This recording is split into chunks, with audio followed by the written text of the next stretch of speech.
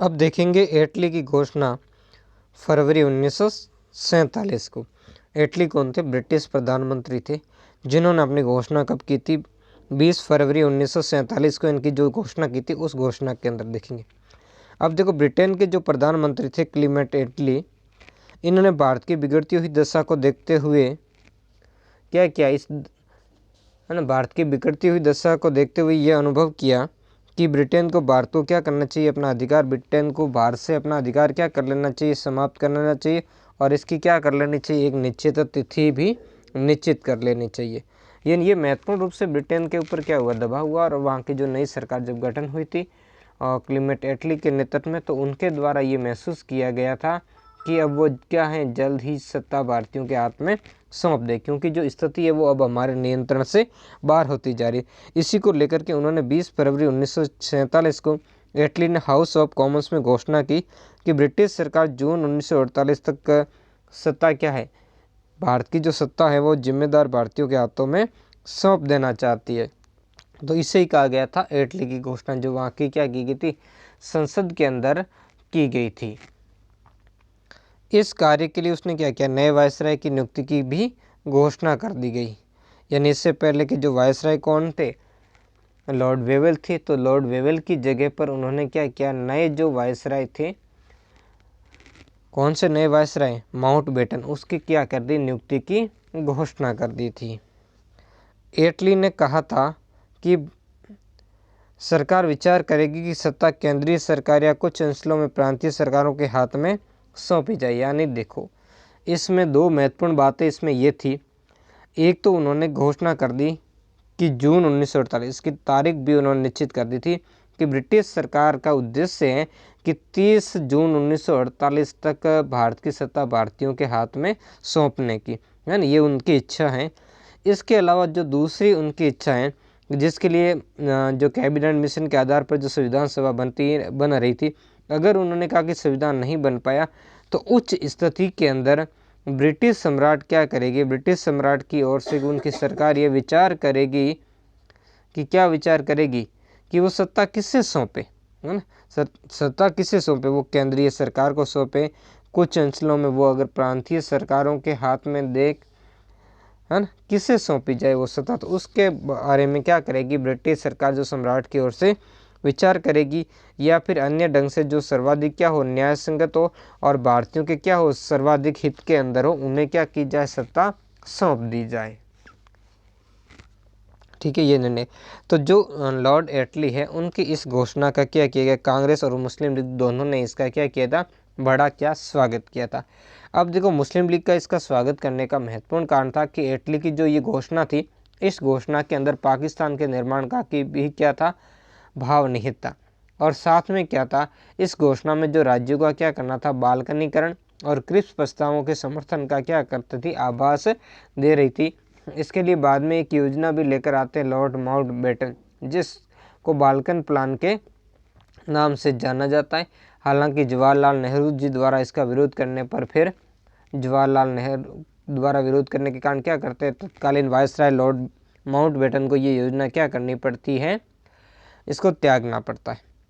अब आके देखेंगे माउंटबेटन प्लान के बारे में हम, यानी माउंटबेटन योजना के बारे में देखेंगे, जो कब हुई थी, 3 जून 1947। माउंटबेटन योजना या 3 जून 1947 की योजना के नाम से भी इसे क्या किया जाता है, जाना जाता है।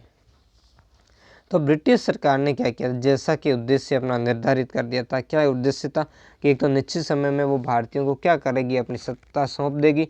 इसके अलावा जो नए वायसराय हैं लॉर्ड माउंटबेटन की भी क्या करेगी, वो नियुक्ति करेगी। इधर देखो, ब्रिटिश सरकार ने जो भारतीयों को सत्ता जो हस्तांतरण है, उसके लिए क्या था, लॉर्ड माउंटबेटन को विस्तृत अधिकार दिए थे, है ना। अब देखो, 24 मार्च 1947 को माउंटबेटन भारत की वायसराय बनकर क्या आए, भारत आए, है ना। माउंटबेटन ने विभिन्न राजनीतिक दलों और नेताओं से क्या की, बहुत ही लंबी बात की, लगभग कहा जाता है 130 से ज़्यादा उन्होंने साक्षात्कार लिए भारतीय नेताओं के, और उनसे बात की। और फिर इस बात करने के बाद जो लॉर्ड माउंटबेटन ने इस निर्णय पर पहुंचा कि भारत की समस्या का एकमात्र समाधान क्या है, एकमात्र समाधान देश का विभाजन है और पाकिस्तान का क्या है, निर्माण करना है। अब इस सिलसिले के अंदर क्या किया, उन्होंने बहुत सारे विचार विमर्श किए, यानी उन्होंने इस विचार विमर्श के बाद भारत के विभाजन के साथ स्वतंत्रता का जो फॉर्मूला है वो भारतीयों के सामने इन्होंने क्या किया था, प्रस्तुत किया था।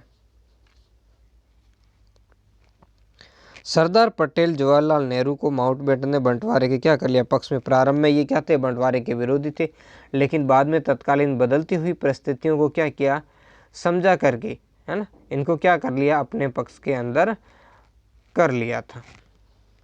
अब्दुल कलाम आज़ाद और महात्मा गांधी बंटवारे के क्या थे, पक्ष में नहीं थे, ये बिल्कुल ही प्रारंभ में इसके पक्ष में नहीं थे। महात्मा गांधी जी ने कहा था कि अगर कांग्रेस क्या करेगी, देश का अगर कांग्रेस क्या करती, बंटवारा स्वीकार करेगी तो ये मेरी लाश के ऊपर करना पड़ेगा, जब तक मैं जिंदा हूँ भारत के बंटवारे के लिए क्या होगा, कभी मैं राजी नहीं होऊंगा, और मेरा वंश चला तो मैं कांग्रेस को भी इसे स्वीकार करने की इजाज़त नहीं दूंगा, है ना। तो इस तरीके से महात्मा गांधी जी ने क्या किया, इस जो भारत का विभाजन है इसका बहुत ही बड़ा विरोध किया। लेकिन देखो पास में परिस्थितियाँ ऐसी बनती गई कि आखिर महात्मा गांधी जी को भी क्या करना पड़ा, इस बंटवारे को स्वीकार करना पड़ा। तो इसके लिए बहुत सारे उस समय के कारण थे, और मुख्य जो कारण उसमें थे, मोहम्मद अली जिन्ना है उसके द्वारा क्या किया गया था, सांप्रदायिक जो समस्या उत्पन्न करने को कहा था। हालांकि गांधी जी ने फिर क्या था, माउंटबेटन से मिलकर के भी ये सुझाव दिया था कि मोहम्मद अली जिन्ना को क्या किया जाए, अंतरिम सरकार पूर्ण रूप से उसको सौंप दी जाए, उसको आमंत्रित करें, उनको पूर्ण रूप से सरकार क्या कर दे, सौंप दे। लेकिन कांग्रेस और उसकी कमेटी थी, उसने इस निर्णय का क्या किया, विरोध किया था। तो फिर बाद में क्या हुआ, है ना, सांप्रदायिक दंगे हुए, अंतरिम सरकार की असक्षमता, इन सारी स्थिति के कारण फिर आगे चल कर के गांधी जी को भी ये स्वीकार करना पड़ा था कि क्या करना, भारत का विभाजन क्या है वो जरूरी है। हालांकि उन्होंने दिल से स्वीकार नहीं किया था, लेकिन फिर भी उनको ये स्वीकार करना पड़ा कि अब तो विभाजन जरूरी है। गांधी जी ने लॉर्ड माउंटबेटन से मिलकर ये सुझाव दिया कि जिन्ना को सरकार बनाने और अपने मंत्रियों के सदस्यों को क्या दिया जाए, चुनने दिया जाए, यानी पूर्ण रूप से क्या किया जाए, अपना मंत्रिमंडल उन्हें बनाने दिया जाए। इस सुझाव का पटेल और नेहरू द्वारा विरोध करने के बाद इन्होंने विरोध किया, तब गांधी जी को क्या करना पड़ा, यहाँ से पीछे हटना पड़ा था, है ना। ऐसी स्थिति होती तो बहुत ही अलग हो जाता, क्योंकि है ना परिस्थितियाँ आगामी फिर जिन्ना न जाने भारत का किस तरीके से और भी टुकड़ा कर देते, है ना, क्योंकि जिन्ना ही फिर सर्वश्रेष्ठ बंचे तो क्या होता, फिर वो परतकतावादी नीतियों के कारण काफ़ी कुछ कर सकते थे। लेकिन इसी कारण कांग्रेस के विरोध के कारण गांधी जी को अपने कदम क्या करने पड़े, पीछे हटाने पड़े थे। देश की वर्तमान स्थिति को देखते हुए महात्मा गांधी कुछ दिनों बाद ये मान लिया कि बंटवारा अवश्य यानी जरूरी है। कांग्रेस और मुस्लिम लीग के नेताओं ने लंबी बातचीत करने के बाद में, है ना, माउंटबेटन ने क्या किया, लंदन जाकर ब्रिटिश सरकार को क्या किया, देश के बंटवारे की योजना, क्योंकि ब्रिटिश सरकार ने इनको फुल अधिकार दिए थे, किसको, लॉर्ड माउंटबेटन को। तो इन्होंने प्रारंभ के अंदर जो भारत के जो लोग थे उनसे बातचीत की, उनसे बातचीत करने के बाद फिर वो इंग्लैंड गए, और इंग्लैंड जाकर के भी उन्होंने क्या किया, वहाँ के जो ब्रिटिश मंत्रिमंडल के सदस्य थे उनके सामने एक मौलिक योजना क्या की थी, प्रस्तुत की थी, भारत के विभाजन की। और उसके बाद वापस भारत आए और इस विषय पर कांग्रेस और मुस्लिम लीग से बातचीत करके उनकी क्या कर ली, स्वीकृति प्राप्त कर ली। किसके ऊपर स्वीकृति उन्होंने प्राप्त कर ली, जो भारत का बंटवारा करना था उस बंटवारे के ऊपर उन्होंने क्या कर ली, स्वीकृति प्राप्त कर ली थी। अब जिसमें काफ़ी कुछ प्रावधान थे, जिन प्रावधानों को हम क्या करेंगे, आगे देखेंगे। ब्रिटिश सरकार ने भारत के बंटवारे की माउंटबेटन योजना 3 जून 1947 को इसको क्या कर ली, प्रकाशित कर ली थी। इस योजना की कुछ बातें हैं, जिन बातों को हम क्या करेंगे, देखेंगे। इसमें कौन कौन सी बातें हैं। पहला, भारत को 2 भागों में, भारतीय संघ और पाकिस्तान में क्या कर दिया जाएगा, बांट दिया जाएगा। ये इसकी बहुत ही महत्वपूर्ण बात थी, यानी भारत को 2 डोमिनियनों के अंदर बांटा जाएगा और इन प्रत्येक डोमिनियन के अलग अलग संविधान सभा का निर्माण करना था, है ना। तो एक तो जैसे संविधान सभा का निर्माण हो चुका था वो भारत के लिए थी, इसके लिए पाकिस्तान के लिए क्या की थी, अलग से थी। यानी 2 तरीके से हिंदुस्तान को बांट दिया जाएगा, एक तो भारतीय संघ होगा और दूसरा होगा पाकिस्तान। दूसरा, संविधान सभा द्वारा पारित संविधान भारत के उन भागों में लागू नहीं किया जाएगा जो उनके लिए मानने को तैयार नहीं है। बहुत ही महत्वपूर्ण, जाते जाते भी उन्होंने क्या कर दिया, भारत के अंदर है, जो ऐसी क्या है विभाजन तत्वों की और भी ज़्यादा, ताकि क्या जाए अधिक से अधिक भारत का क्या हो जाए, बंटवारा हो जाए। तो ऐसी बातें यहाँ पर छोड़ दी गई थी कि जो उन्हें मानने को, जबकि भारत के अंदर था तो फिर उनको सबको जरूरी था, लेकिन ऐसा निर्णय उन्होंने छोड़ दिया था। हालांकि बाद में नेहरू जी का जो है विरोध करने के कारण उन्होंने जो रियासतों के ऊपर जो है, और रियासतों के स्वतंत्र रहने की बात है वो हटा दी गई, यानी उनको या तो भारत में मिलना था या फिर पाकिस्तान में, किसी भी एक में शामिल होना पड़ेगा। अगला जो तीसरा पॉइंट है वो है भारत के विभाजन के पहले पंजाब और बंगाल के सीमांकन का फैसला हो गया। यानी सबसे पहले भारत जो विभाजन से पहले बंगाल और पंजाब का विभाजन करना होगा, वहाँ की सीमाओं का निर्धारण करना होगा। तो इसके लिए क्या किया था, ब्रिटिश सरकार ने 2 कमीशन बिठाए थे, यानी 2 आयोग बनाए थे, एक तो बंगाल के लिए और एक पंजाब के लिए। बंगाल सीमा आयोग एक और दूसरा था पंजाब सीमा आयोग। तो इन आयोगों को क्या करना था, इन क्षेत्रों का बंटवारा करना था। जो पाकिस्तान और भारत के अंदर में से कौन कौन से शामिल होंगे उनके बारे में क्या करना था, यानी एक तो पंजाब सीमा आयोग था, दूसरा था बंगाल सीमा आयोग। और इन दोनों ही आयोगों का किसे मुख्य बनाया गया, साइरिल रेडक्लिफ को बनाया गया। तो ये इसके क्या थे, अध्यक्ष थे और दोनों ही आयोग। इस कारण जो यहाँ सीमा हुई थी निर्धारण, इसको रेडक्लिफ के नाम से जाना जाता है। अब देखो इसमें बंटवारा कैसे, बंगाल और पंजाब के हिंदू बहुसंख्यक जिलों और मुस्लिम बहुसंख्यक जिलों के प्रांतीय विधानसभा के सदस्यों की क्या बुलाई जाएगी, अलग अलग बैठक बुलाई जाएगी, हिंदू बहुल और मुस्लिम बहुल। और इसमें यदि कोई भी पक्ष विभाजन चाहेगा, कोई भी पक्ष अगर विभाजन चाहेगा, देश का बंटवारा चाहेगा, तो विभाजन क्या कर दिया जाएगा, कर दिया जाएगा, तभी कर दिया जाएगा, चाहे वो हिंदू चाहे चाहे मुस्लिम चाहे, है ना। अगली इसकी शर्त ये थी कि उत्तर पश्चिमी सीमा प्रांत, है ना, जिसका बड़ा ही विरोध किया था अब्दुल गफ्फार खान है, उन्होंने इस जो विभाजन की योजना, इसका भी क्या किया था, कांग्रेस के अंदर बहुत ही बड़ा विरोध किया था। और असम के सिलट जिले में जनमत संग्रह द्वारा निर्णय लिया जाना था कि भारत में शामिल होंगे या पाकिस्तान में, है ना, यानी ये किसके साथ रहना चाहते हैं। जबकि सिंध विधानसभा में वोट के माध्यम से ये निर्णय लिया जाएगा कि वो किसके साथ शामिल होगी, यानी सिंध को ये कह दिया कि वो किसके साथ रहना चाहती है, इसके मामले में वो अपना निर्णय खुद लेगी। अगला है जो पॉइंट, वो देशी रियासतों को ये तय करने का अधिकार होगा कि वो किसके साथ शामिल होना चाहती है। यदि रियासत किसी के भी साथ में सम्मिलित नहीं होना चाहे, तब वह क्या कर सकती है, तब वो ब्रिटेन के साथ पहले के जैसे उसके क्या बने रहेंगे, संबंध भी बने रहेंगे। तो इस तरीके से लॉर्ड जो माउंटबेटन है उसने भारत के ये विभाजन की क्या है योजना प्रस्तुत करती थी। और इस योजना से क्या था, भारत के बंटवारे के लिए काफ़ी सारी समस्याएं पैदा हो गई थी, जिसमें कई सारे रजवाड़े इसमें स्वतंत्र भी रह सकते थे। लेकिन बाद में परिस्थितियां ऐसी बनी और इसमें मुख्य रूप से इन रियासतों के अंदर प्रजामंडल आंदोलन वगैरह, जनता के दबाव, काफ़ी सारी परिस्थितियां थी और लोगों के योगदान के कारण आखिर जाकर के क्या हो गया था, जो देश का एकीकरण संभव हो गया था। इस प्रस्ताव का जो समर्थन करते हुए आज़ाद ने कहा था कि कांग्रेस कार्य समिति का निर्णय सही नहीं है, यानी कांग्रेस देश का जो विभाजन किया गया ये गलत है, बिल्कुल गलत है, और कांग्रेस ने जो निर्णय जो इसे स्वीकार किया ये भी गलत है। लेकिन कांग्रेस के सामने क्या था, दूसरा कोई विकल्प ही नहीं था, तो वो स्वीकार करे या नहीं करे। जब देखो किसी भी के सामने 2 विकल्प होते हैं या 2 से ज़्यादा होते हैं, तब व्यक्ति मन के हिसाब से क्या कर सकता, उसमें से कोई भी विकल्प चुन सकता है। लेकिन यहाँ सिर्फ एक ही विकल्प दिया गया था और वो था विभाजन का, जिसके अंदर लॉर्ड माउंटबेटन ने इसका यही निर्णय लिया था। इसके अलावा उन्होंने बालकन प्लान बना लिया था, जिसे डिकी बर्ड प्लान भी कहा जाता, जिसके अंदर भारत में बहुत सारे पाकिस्तान बन जाते। हालांकि नेहरू जी के विरोध के कारण इससे पीछे हट गए और बाद में संशोधित योजना इनके अंदर शामिल की, जो अभी माउंटबेटन प्लान के नाम से जानी गई है, जो हमने देखा अभी, है ना। तो इस तरीके से उन्होंने इसके संबंध में क्या लिया था, निर्णय लिया था। इस प्रस्ताव का विरोध सिंध के नेता चौधराम मिंडवानी, पंजाब कांग्रेस के अध्यक्ष डॉक्टर किसलू, पुरुषोत्तम दास टंडन और मौलाना हफीजुर रहमान ने किया था, है ना। इन्होंने क्या किया था, इस जो देश का जो बंटवारा था, इस बंटवारे का क्या किया, इन नेताओं ने विरोध किया था। और ऐसा नहीं कि कांग्रेस के अंदर ये प्रस्ताव सर्वसम्मति से पारित हो गया था, ऐसा नहीं था। प्रारंभ के अंदर तो जैसे जवाहरलाल नेहरू जी, सरदार पटेल, मौलाना आज़ाद भी विरोध में थे, लेकिन बाद में जब इस प्रस्ताव को जब गोविंद वल्लभ पंत ने जो कांग्रेस की दिल्ली बैठक के अंदर प्रस्तुत किया था, बाद में इन नेताओं ने इनका क्या किया था, समर्थन किया था। और दूसरी तरफ क्या था, केवल कांग्रेस में ही विरोध नहीं थे, मुस्लिम लीग में भी ये प्रस्ताव, जो भारत विभाजन का प्रस्ताव सर्वसम्मति तो पारित नहीं किया गया, वहाँ भी इसके विरोध में कुछ लोगों ने क्या किया था, विरोध किया था।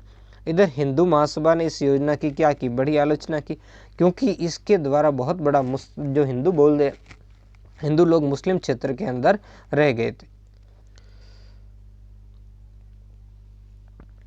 बंटवारा स्वीकार करने से पूर्व पश्चिमोत्तर सीमा प्रांत के नेताओं से नहीं पूछा गया, यानी उन्हें क्या कर दिया, पाकिस्तान के पाले में डाल दिया गया।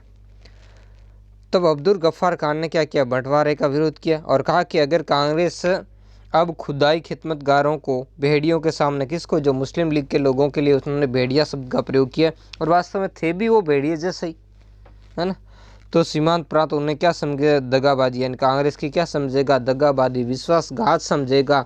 जो पश्चिमोत्तर सीमांत प्रांत है वो अपने साथ, किसके द्वारा, कांग्रेस का, क्योंकि उन्होंने हर समय कांग्रेस का साथ दिया था। हर आंदोलन के अंदर जो पश्चिमोत्तर सीमांत प्रांत के जो अब्दुल गफ्फार खान हैं, उन्होंने क्या किया था, उनका सहयोग दिया था। लेकिन यहाँ के जब सामने नहीं, अब्दुल गफ्फार खान ने क्या किया था, जनमत संग्रह के अंदर क्या हुआ था, भाग नहीं लिया था और उसका क्या किया था, बहिष्कार किया था। इस कारण मुस्लिम लीग ने सांप्रदायिक समस्या का इधर प्रचार किया, इधर कबायली लोगों को इस इलाके में घुसा करके क्या सांप्रदायिक समस्या, मार काट मचा दी और एक तरफा दबाव डाल करके क्या कर लिया, इस जो पश्चिमोत्तर सीमांत प्रांत का जो पाकिस्तान के अंदर क्या करवा लिया, इसको शामिल करवा लिया। दूसरी तरफ पूर्वी बंगाल और पश्चिमी पंजाब, सिंध, बलूचिस्तान और असम के सिलचर जिले को क्या कर लिया, पाकिस्तान में शामिल कर लिया। यहाँ की जो विधानसभाएं थी, उन्होंने पाकिस्तान के अंदर शामिल होने का क्या किया था, निर्णय लिया था, है ना, यानी इनके प्रतिनिधियों ने क्या किया था, जो बैठ करके निर्णय लिया था कि वो क्या करेंगे, अपने प्रांतों का क्या करेंगे, विभाजन करेंगे। पंजाब और बंगाल के गैर मुस्लिम क्षेत्रों की जनता ने क्या किया था, भारत में शामिल होने का निर्णय लिया था।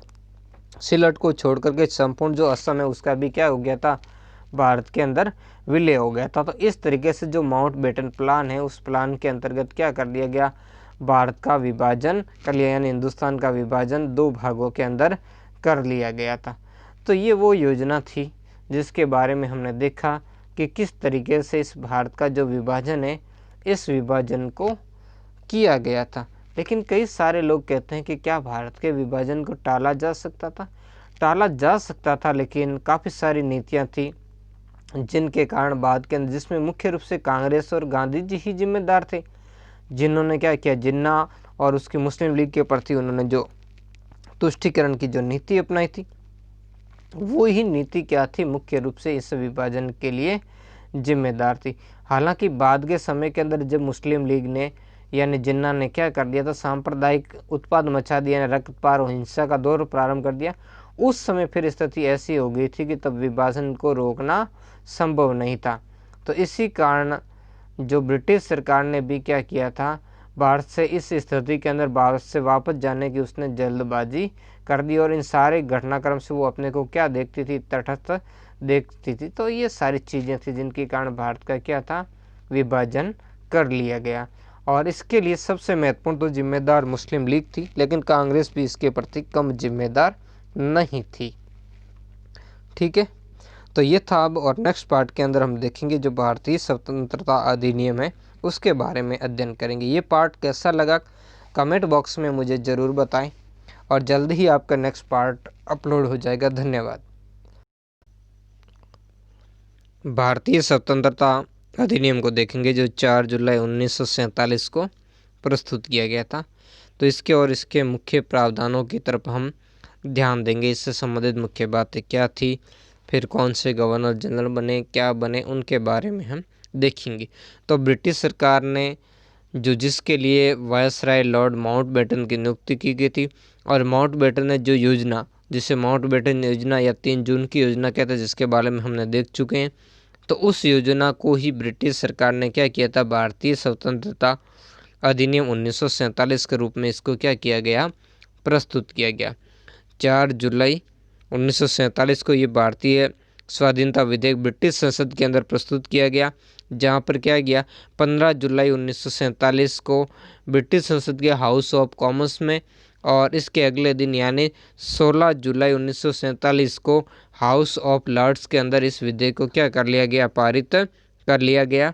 और बाद में जल्दी यानी 18 जुलाई 1947 को ब्रिटिश सम्राट के इसके ऊपर हस्ताक्षर होते ही ये क्या बन गया, एक कानून बन गया। और ये भारतीय स्वतंत्रता अधिनियम क्या कहलाया, 1947 कहलाया, है ना।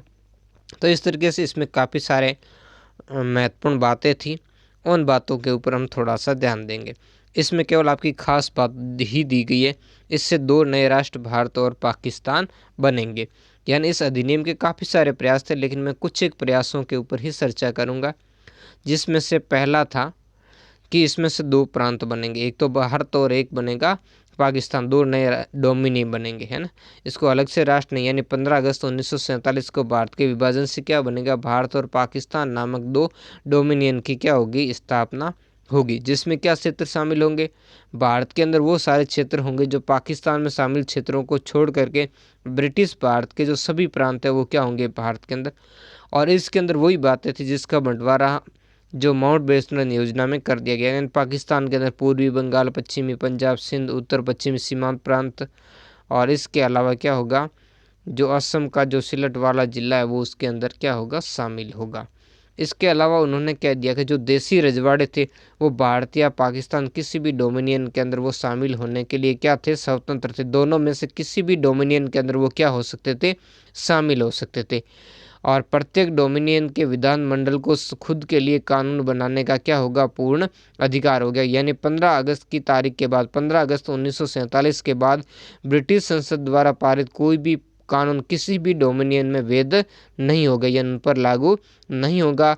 उनकी जो संविधान सभा उनके लिए वो क्या करेगी, अपने आप अपने लिए क्या करेगी, दोनों डोमिनियन के अलग अलग कानून बनाएगी। और दोनों डोमिनियन क्या करेंगे, स्वेच्छा से अपनी इच्छा से निर्णय लेंगे कि वो भारत के ब्रिटिश जो राष्ट्रमंडल उसके साथ बने रहेंगे या नहीं रहेंगे। और ब्रिटिश जो सम्राट है उसके नाम से भी भारत का जो सम्राट है नाम की उसकी पदवी है वो भी क्या ले ली जाती है, हटा ली जाती है। और इसके अनुसार ये निर्णय किया जाता है जब तक कि राज्य की जो संविधान सभा है, दोनों ही जो डोमिनियन की संविधान सभा हैं, किसकी, भारत और पाकिस्तान की, जब तक नया जो संविधान निर्माण नहीं कर लेती यानी नए कानून कायदे नहीं बना लेती, तब तक जो 1935 का भारतीय परिषद अधिनियम है उसके हिसाब से ही कानून कायदे चलते रहेंगे। और जो ब्रिटिश सम्राट या ब्रिटिश जो सर्वोच्चता की जो नीति है या सर्वोच्च सत्ता है वो भारतीय रियासतों से क्या होती है, समाप्त होती है।